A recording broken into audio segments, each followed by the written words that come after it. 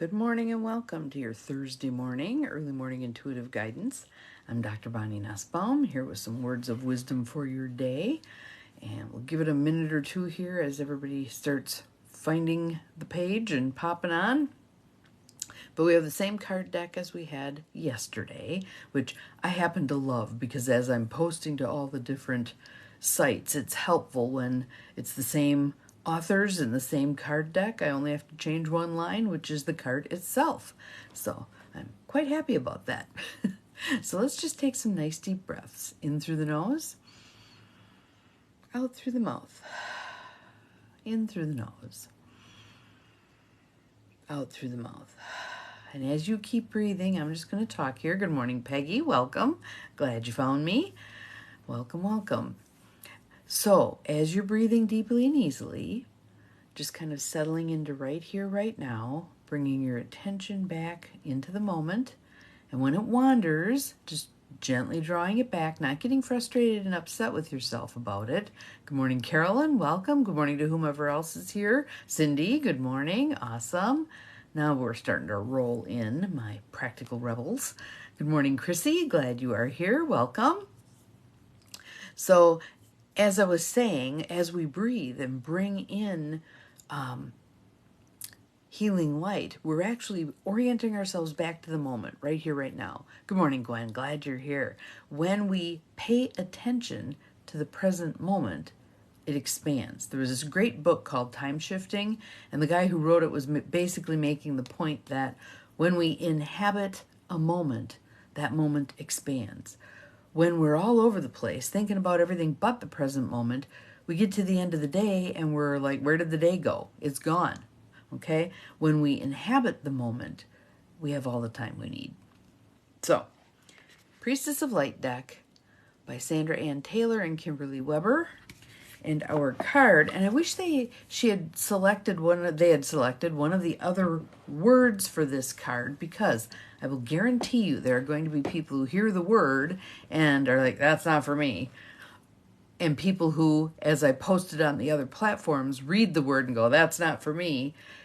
When really, good morning, Beth, glad you're here. The word has gotten connotations attached to it that don't necessarily fit. So, again, I wish they would have picked one of the other words that are at the bottom of the card for this card, but it is what it is. So, we're just going to go with it. The card is Clairvoyance. It's number 35 if you have the deck. Clairvoyance. I'm going to move it closer so you can see what she's doing.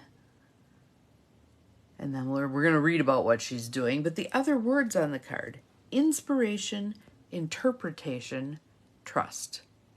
Inspiration, interpretation, and trust. So I'm going to hold it up so you can see. Good morning, Lucy. Glad you are here. Welcome. Here's our message for today. Clairvoyance, inspiration, interpretation, trust. The Oracle of Delphi gazes into her scrying bowl, patiently waiting for the images to take shape. She knows that a message is coming, so she remains peaceful and unafraid. There are 2 steps to her process, however. Once she receives the information, which often comes in the form of a riddle, she must interpret its meaning. So, how many of you have had a dream like that? It comes in this heavily encoded way, and you're like, what the heck is that trying to tell me? When you have tools to work with it, you can figure out what it's trying to tell you. And I've talked about that before, but I see there's a couple of newer people on here, so let me share it again in case you want to try it. It doesn't even have to be a current dream. If you've had a repetitive dream, those are very clearly wanting your attention. If you have a dream from the past that scared the stuffing out of you and you still remember it, that's a dream you could use this process with. But the basic gist is you just take a piece of paper, draw a line down the middle. On the left side, you list all of the aspects of a dream. So, I was walking through the woods, I could see the full moon shining, I heard an owl hooting. You're going to put on the side of it yourself, the woods, the path you're walking on, the full moon, the owl. You list all those items, right? Every single thing that you can think of that's in if an individual tree caught your attention, you list that also. Then what you do is you go back and you become each of those things. And some people are really good at this, and other people have a hard time shifting out of themselves and into something else. But I'm just going to pick, let's say I'm the owl. I write out my narrative. I am an owl. I see this woman walking on the path. I want to warn her there's danger ahead, blah, blah, blah. I just write as if I'm that thing, okay? I talk about what my job is. So the owl, I'm about wisdom. I'm about being all-seeing, etc. Do the whole thing. Do that for each piece. Then go back and read the whole narrative to yourself. Usually about 2/3 of the way through, you go, that's what I'm supposed to learn from this.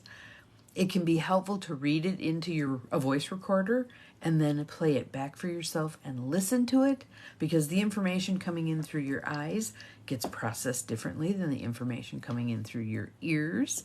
So lots of ways that you can work with a message that comes your way that may not be clear right off the bat, that you need to take that interpretation step with. This process applies to your intuitive experience as well. Whether you realize it or not, you do have the ability to receive important messages from Spirit. You also have the wisdom to make accurate interpretations. This card is telling you it's time to let go of old doubts and open up to your own clairvoyant process.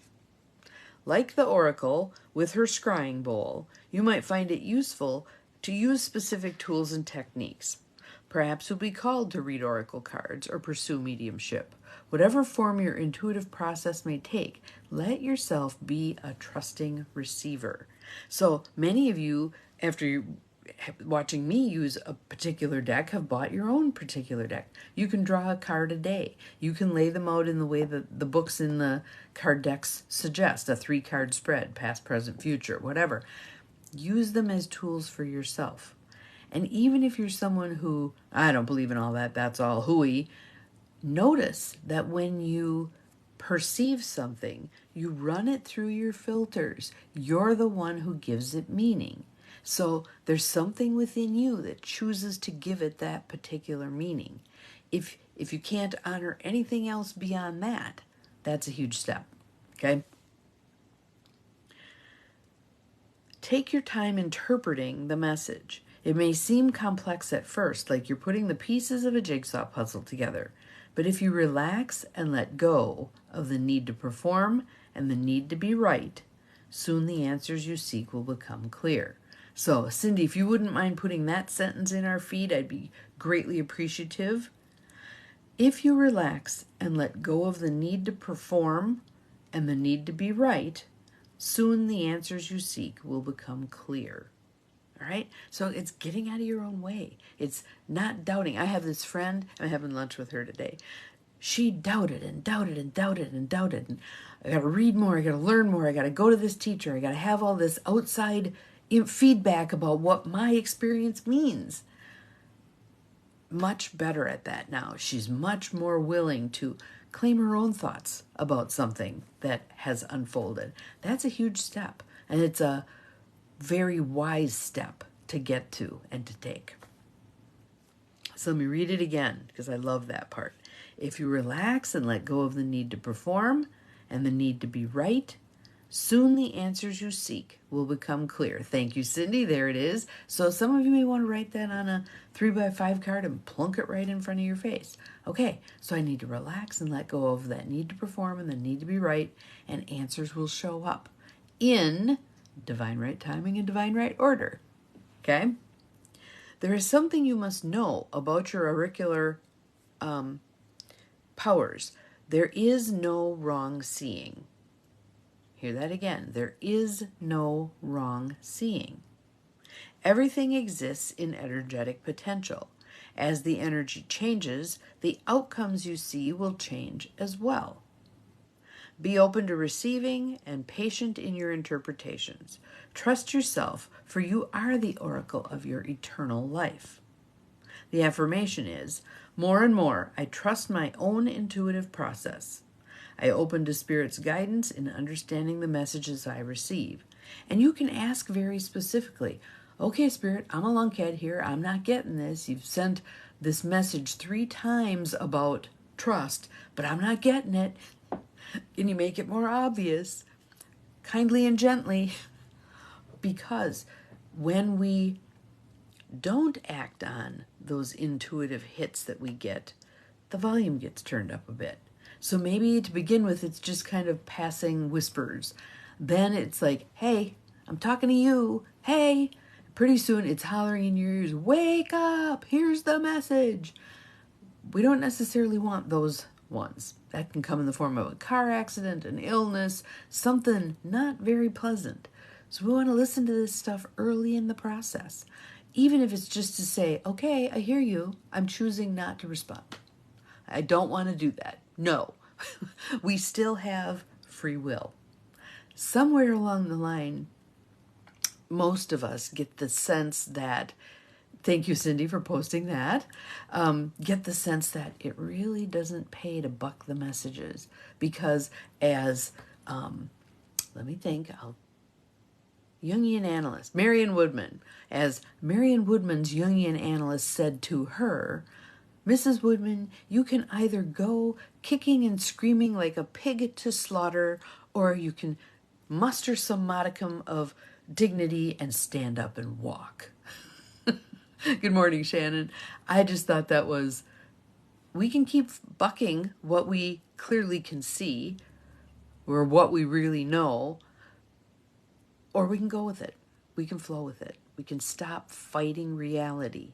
We can, in the words of Byron Katie, love what is. Love what is. It may not be exactly what we wanted it to be, but for whatever reason, this is what's presenting itself, and there's things for you to learn from it, and the more you resist it, the more it persists. The more you figure out what you're meant to learn from it, then it can be released. All right? So there's our card for today. Again, I'm not fond of that word clairvoyance because it has so much woo-woo connotations attached to it. But inspiration, interpretation, intuition, trust, all those kinds of words are really in the same realm. So my wish for you today is that you take some time to step into your curious observer and go, I wonder what that's supposed to mean. Yep, exactly. We get to decide. We have free will. We're not little puppets here that get led around. You must do this. This is going to unfold. We still get to decide. And we can say no. Are there implications of saying no? Absolutely. Absolutely. But just kind of go with it. And oftentimes people will say to me, I fought that thing tooth and nail. And if I had just gone along with it, things would have been different. I would have felt so much better sooner rather than later. You can also discern with spirit. So you might say, okay, the reason I'm fighting this, the reason I have resistance is X, Y, or Z, whatever it is. Doubt, fear, a question, whatever. Give me some guidance on that. All right? So work with your relationship with the universe. Work with it. Speak up. Claim that throat chakra. Use your voice. All right? So your mission for today, should you choose to accept it, and again, you get to choose, is paying attention to messages that are coming your way and how you interpret them. Ask yourself, are there other ways I could interpret this? Are there other ways I could interpret this that are in my highest and best good, that would serve me better than my rote response to everything? All right? Have an awesome day. See you again tomorrow. Remember, you're capable of far more than you think you are, including being intuitive and then interpreting what comes to you. You are welcome. Bye-bye. Have a good day.